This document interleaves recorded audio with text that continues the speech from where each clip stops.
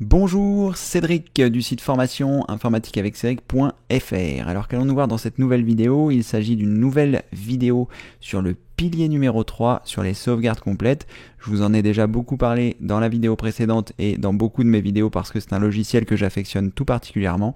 Ça s'appelle TrueImage de la société Acronis et grâce à celui-ci, on va pouvoir réaliser des sauvegardes de notre disque dur pour s'assurer que tout va bien, que s'il y a le moindre problème, on a des sauvegardes et vous allez voir, c'est vraiment quelque chose de magique.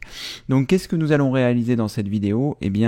Je vais faire une sauvegarde automatique de mon disque C. Donc mon disque C, c'est mon SSD qui se trouve ici et dans lequel se trouve toute la majorité des choses que je ne sauvegarde pas sur mon NAS. Donc sur mon SSD, il y a toutes mes applications, il y a tout mon Windows à jour, il y a tous mes programmes, tout mon menu démarrer qui est entièrement configuré, il y a l'ensemble des éléments qui se trouvent sur mon bureau, tout ça c'est sur mon disque local C qui se trouve ici. Donc ce que je vais faire, c'est de faire en sorte que tous les soirs à 20 h, il me fasse une image de ce disque et qu'il me le sauvegarde ici dans les sauvegardes de niveau 1. Je pense que c'est là que je vais le sauvegarder. Oui, tout à fait. Donc ici, j'ai déjà créé des dossiers. Vous pourrez vous le faire. Alors, sachez que moi, ici, le disque se trouve en interne. C'est-à-dire que dans mon ordinateur, j'ai mon disque local ici qui est mon SSD. J'ai un second SSD qui se trouve ici en D.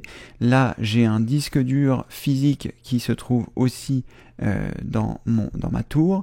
J'ai au total 3 disques durs et 2 SSD. Mais moi, ce que je veux, ce n'est pas tout sauvegarder parce que ce serait compliqué, contraignant. Ce que je souhaite, c'est tous les soirs à 20 h sauvegarder l'intégralité de mon disque C et comme ceci, si vous faites la même chose, vous aurez votre Windows, vous aurez tout ce qui est inclus dans votre disque C, tous les paramétrages, toutes les applications. Donc c'est vraiment quelque chose de super.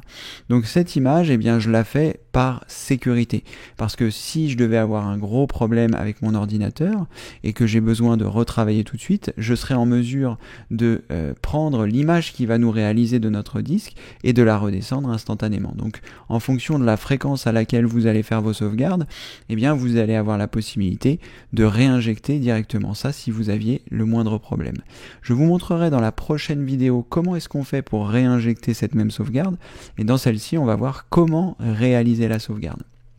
Donc si vous avez suivi, on va sauvegarder l'intégralité de C, on va le mettre sur E. Donc si vous n'avez pas de disque dur interne, rien ne vous empêche de réaliser ces manipulations-là sur votre disque dur externe. Donc si vous avez un disque dur externe, comme je vous l'ai montré ici vous trouverez ça directement si vous ne l'avez pas encore vu, dans les sauvegardes experts. Je vous ai préparé une petite liste de matériel si vous ne l'avez pas encore. Donc vous avez plusieurs possibilités pour réaliser vos sauvegardes. Là on a parlé évidemment des sauvegardes dans les sauvegardes simples.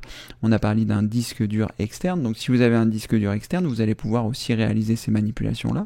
Et vous avez aussi, si vous le souhaitez, la possibilité de choisir un dock comme ceci, avec un disque dur nu que vous pourriez acheter pour la circonstance. Et comme ceci, une fois que la sauvegarde est faite, rien ne vous empêche de enlever votre disque dur nu pour le ranger et le sortir du circuit électrique.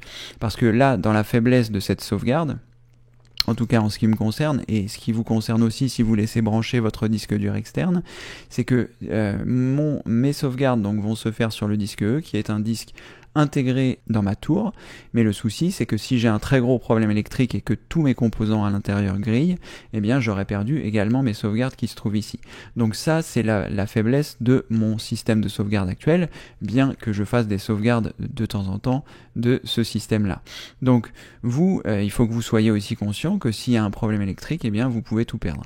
Là, moi je suis simplement protégé d'une panne de mon disque dur C. Si mon disque dur C tombe en panne, j'en ai un neuf dans le placard, il me suffit juste de le remettre, de mettre ma sauvegarde dessus et c'est comme si je n'avais rien perdu à la date de la sauvegarde évidemment. Si mon problème intervient le lendemain à 16 h, j'aurais travaillé du matin jusqu'à 16 h, mais c'est un moindre mal quand on voit tout ce qu'on a fait avant et qu'on n'aimerait pas le perdre. Donc ça c'est un petit point de faiblesse, mais ça apporte une sécurité par rapport à si vous deviez vous faire infecter si vous avez fait une mauvaise manipulation, au fait que votre disque dur tombe en panne et à ce genre de choses. Et d'autant que rien ne vous empêche de faire un automatisme pour qu'il sauvegarde ça sur un autre disque. qui serait lui en dehors du circuit électrique. Donc si vous voulez vraiment une sauvegarde qui soit efficace par rapport à ça, le mieux, ce que je vous conseille, c'est d'acheter cet outil qui est ici. C'est un dock externe qui vous permet de mettre un disque dur nu, et comme ceci, eh bien, vous pouvez enlever votre disque dur nu à chaque fois qu'il a fini la sauvegarde, et comme ceci, eh bien, votre disque est totalement en dehors du circuit électrique, et comme ceci, vous êtes tranquille. Voilà, maintenant que vous savez ce que nous allons réaliser, nous allons lancer le logiciel TrueImage et je vais vous montrer eh bien, comment ça se passe. Donc vous pouvez cliquer sur le menu démarrer et choisir TrueImage. Il se trouve à la lettre A pour Acronis, ici, Acronis TrueImage. Peut-être vous avez un raccourci sur votre bureau, moi je l'ai enlevé, et sinon ce que vous pouvez faire, c'est lorsque vous avez identifié ici Acronis TrueImage dans la liste des applications, de faire un clic droit et de choisir attacher au menu démarrer pour pouvoir ici le retrouver dans votre menu démarrer. Moi je l'ai mis ici, il me suffit donc simplement de cliquer à cet endroit. Donc à partir de là, l'application va se lancer et on va pouvoir choisir les tâches que l'on souhaite faire. Alors ce logiciel est très complet, vous allez pouvoir faire énormément de choses, faire des ghosts, faire plein de choses, mais nous ce qui va nous intéresser, c'est de se concentrer sur le fait de mettre en place cette sauvegarde automatique à la fréquence que vous souhaitez. Moi je vais la faire tous les jours à 20 h, mais vous pouvez évidemment choisir celle que vous souhaitez. Donc on va partir de cet ordinateur ici, vous voyez, on a ici sauvegarde, activité, restauration. Ici on va se concentrer donc sur la partie sauvegarde, assurez-vous bien ici d'être sur sauvegarde, et à partir de là vous allez choisir ici votre ordinateur. Alors normalement il est ici et il est sélectionnable ici, mais sachez que s'il n'apparaît pas, ne vous inquiétez pas, vous devriez avoir son nom qui apparaît ici lorsque vous cliquez sur sauvegarde. Donc on va cliquer ici sur, on va pas du tout cliquer ici parce que là on ne veut pas changer la source, on veut que notre source ce soit notre disque dur, et là on va sélectionner la destination. Donc la destination c'est l'endroit à laquelle vous allez sauvegarder ces choses à chaque fois. Donc là je choisis sélectionner la destination, donc soit votre disque dur externe comme je vous le disais, ou alors vous pouvez le mettre sur un emplacement personnalisé. Moi c'est ce que je vais choisir ici puisque je ne veux pas le mettre sur un disque externe, puisque le disque externe c'est en mode USB. Donc si vous avez un disque dur externe, c'est ici qu'il faudra choisir, que vous ayez choisi donc la solution pour un disque dur externe ou pour un dock, c'est la même chose. Comme c'est en USB, c'est solution externe qu'il faudra choisir. Moi comme mon disque ici est en interne, je vais choisir ici parcourir. À partir de ce moment-là, il va m'indiquer l'ensemble des choses que j'ai à disposition. Je sais que c'est dans ce PC, donc je vais cliquer ici sur plus. Il va m'ouvrir donc ce PC. À partir de ce PC, je devrais trouver donc mon disque E où je vais avoir mes sauvegardes. Donc je clique ici sur le disque E et je sais que je veux ranger ça dans sauvegarde quotidienne 2019. Sachez que lorsque vous allez cliquer sur le disque, vous avez la possibilité, si vous le souhaitez, de créer un nouveau dossier si toutefois le dossier n'avait pas été créé. Donc une fois que je choisis le dossier dans lequel je souhaite que ça se range, je clique sur OK. Donc ensuite, une fois que vous avez réalisé ça, il y a un point important ici qui vous indique il n'est pas recommandé de sauvegarder une partition sur elle-même, c'est-à-dire que si vous avez qu'un seul disque dur, ce n'est pas recommandé de réaliser ces manipulations. Ici, il me l'indique, alors que ce n'est pas du tout le cas, puisque je vais sauvegarder donc mon disque C vers les partitions qui se trouvent ici. Alors, j'ai une petite précision à vous indiquer parce que je pense que j'ai raté quelque chose ici. Je pense que là, on a bien déterminé la destination, et là, dans la source, on va changer la source, parce que là, j'ai peur qu'il soit en train de sauvegarder l'intégralité de tout ce qu'il y a sur mon PC. Vous voyez ici, en fait, ça c'est le nom de mon PC, et là, il s'apprêterait à tout sauvegarder. Donc on va changer la source aussi. Donc je clique ici sur changer la source, et là, vous voyez, on a différentes choses. Ici, ce que l'on souhaite faire, c'est disque dur et partition. Donc je vais cliquer ici. Et là, il va m'indiquer ce que je souhaite sauvegarder. Donc là, a priori, c'est bon. Il ne voulait sauvegarder que mon disque C, qui se trouve ici. Donc je m'assure qu'il n'y a que lui qui est sauvegardé. Donc vous voyez, c'est le disque C. Ici, il est bien nommé. Si vous avez le moindre doute, vous pouvez ouvrir un explorateur de fichiers, faire Windows E, comme ceci. Et là, vous allez retrouver les différents disques que vous avez sur votre ordinateur. Donc moi, c'est pas D que je souhaite sauvegarder, ni E, ni G, ni H. C'est bien C, mon disque local. Donc je m'assure ici que mon disque C, vous voyez, on voit la lettre ici, est bien coché avec la partition qui se trouve ici. Vous pouvez également, si vous le souhaitez, cocher ici liste des partitions pour être sûr que toutes les partitions vont bien être sauvegardées.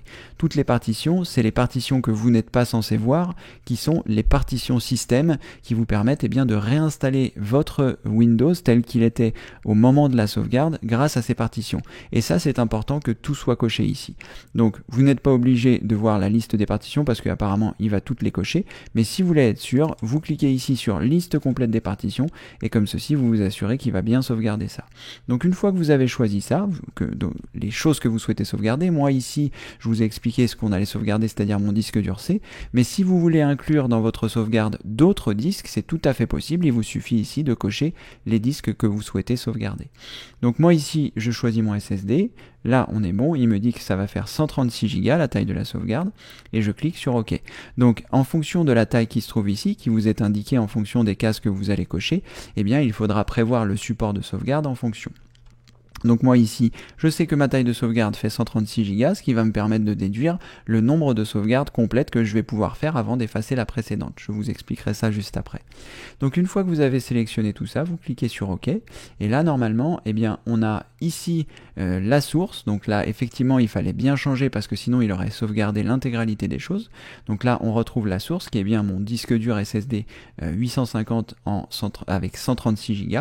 On veut bien l'enregistrer ici. Donc on s'aperçoit que sur ce disque de 931 Go, il y a 665 Go de libre. Et donc, en déduisant ça, on sait qu'on va pouvoir faire 4 sauvegardes complètes avant d'effacer la première. Donc ici, je laisse ça comme ceci. Je vais aller dans les options quand même pour choisir justement quelles options je souhaite, quelle est la fréquence à laquelle je souhaite faire mes sauvegardes. Donc une fois que vous avez cliqué sur options, eh bien vous allez choisir ici ce que vous souhaitez sauvegarder et à quelle fréquence. Donc moi, je vais choisir une sauvegarde journalière. Donc ici, une fois par jour, je vais lui indiquer 20 heures, puisque c'est l'heure à laquelle je souhaite que mes sauvegardes soient réalisées.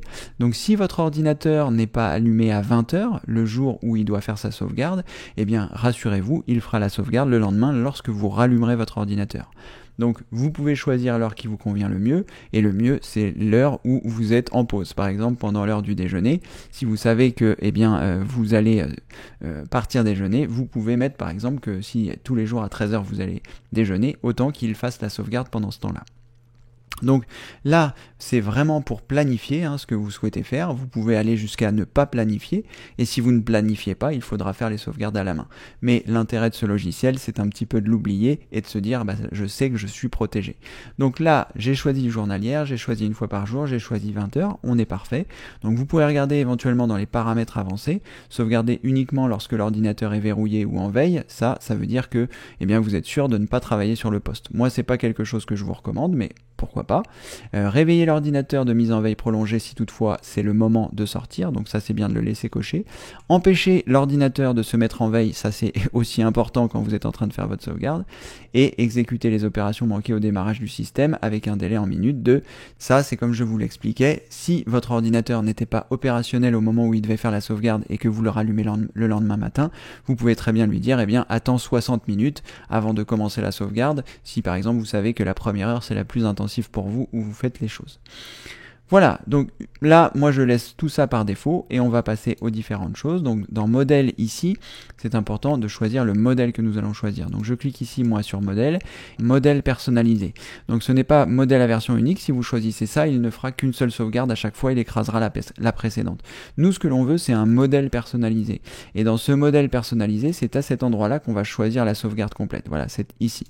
Voilà, et une fois que vous avez sélectionné ici sauvegarde complète, donc choisissez bien dans modèle de sauvegarde, modèle personnalisé, dans méthode de sauvegarde complète, et ici nous allons choisir activer le nettoyage automatique. Donc vous cliquez ici, et là il va vous demander au bout de combien de temps vous souhaitez effacer les sauvegardes complètes. Donc moi ici, supprimer les sauvegardes les plus anciennes de 7 jours, ça va pas être tout à fait comme ça. On va choisir ne pas stocker plus de, comme en fonction du chiffre que vous aviez, on a vu que moi je pouvais faire 4 sauvegardes avant que mon disque soit plein, donc je ne souhaite pas stocker plus de 4 versions récentes, donc ça fera 4 versions récentes au total, ce qui nous permet comme ceci, de conserver les précédentes.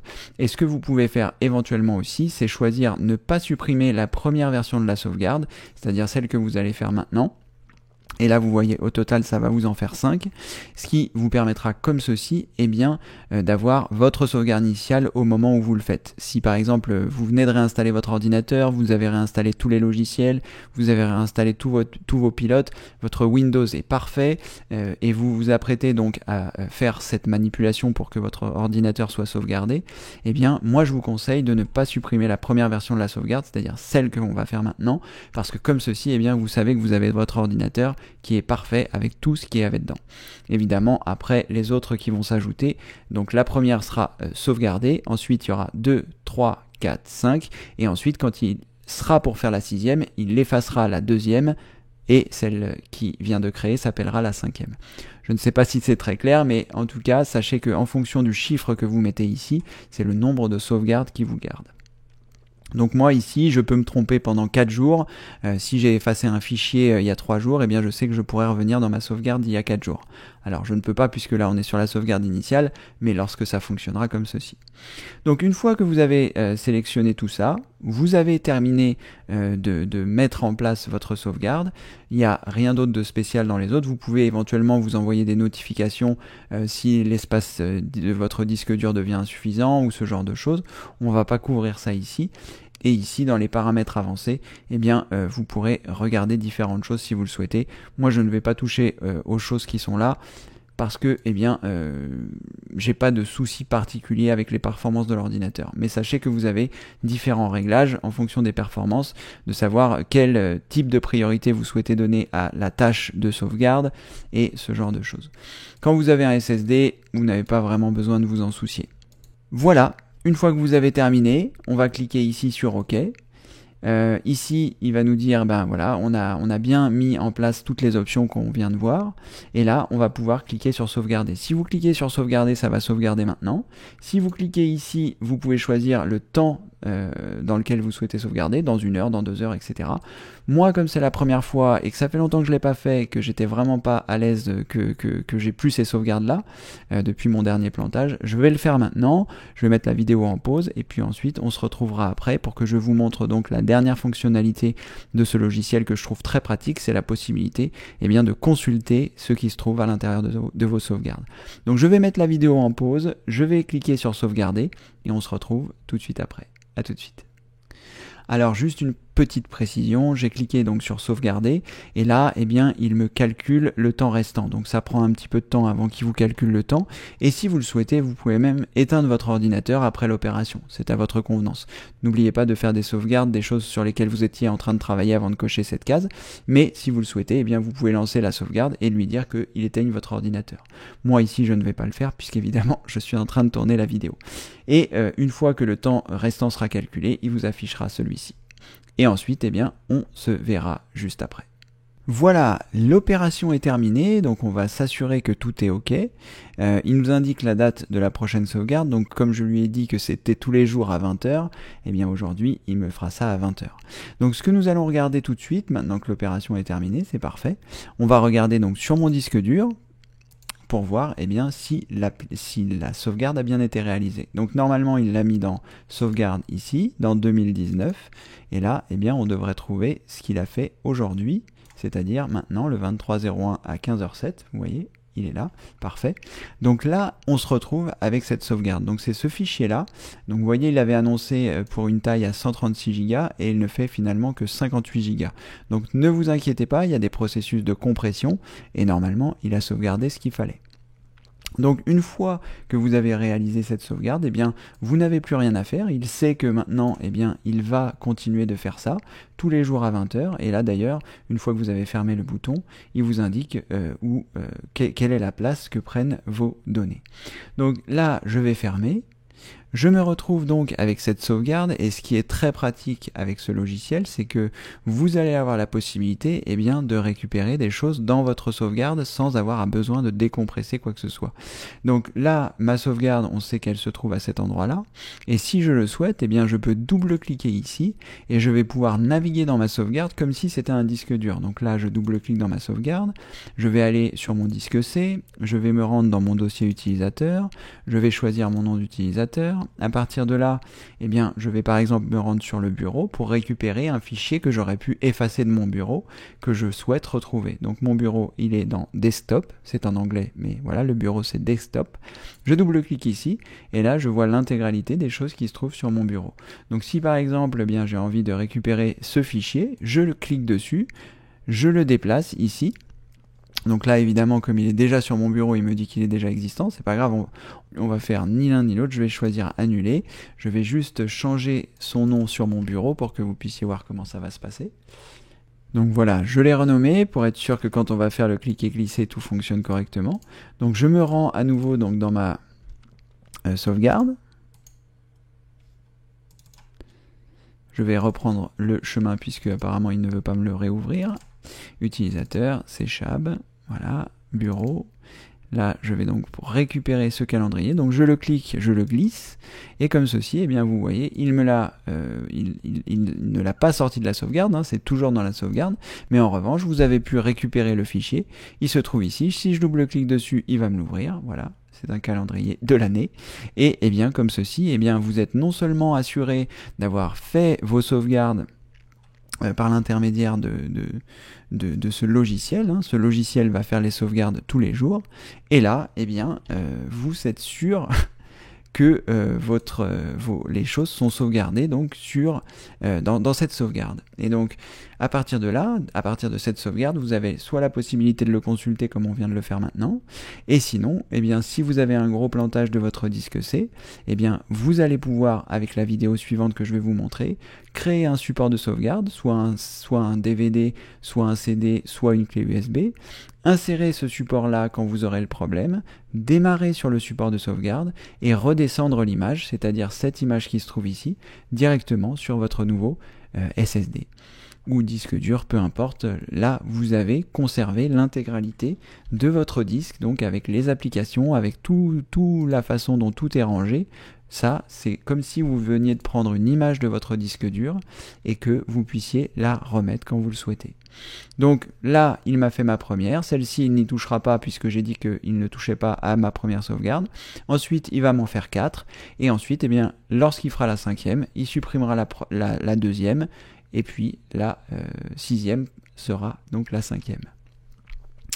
Donc vous comprenez l'intérêt de ce logiciel, c'est vraiment un logiciel incroyable, ce qui vous permet eh bien comme ceci d'avoir la possibilité de réaliser des sauvegardes de votre disque dur sans même vous en rendre compte. Et si vous voulez éventuellement être encore plus sécurisé, eh bien cette sauvegarde qui est ici, vous pouvez très bien la sauvegarder sur un autre disque dur. Moi je pourrais très bien décider que ces 50 Go là, eh bien je les mets sur mon NAS pour être tranquille et être sûr d'avoir une sauvegarde. Donc vous le faites de temps en temps et comme ceci, eh bien ça vous assure le fait d'avoir une sauvegarde ailleurs et puis 2, qu'elle ne soit pas sur votre circuit électrique. Je crois qu'on a vu pas mal de choses dans cette vidéo et sachez que c'est vraiment quelque chose de très important, donc ne négligez pas vos sauvegardes. Évidemment, dans tout le pilier numéro 3, je vous parle des sauvegardes, comment faire en fonction des moyens dont vous disposez.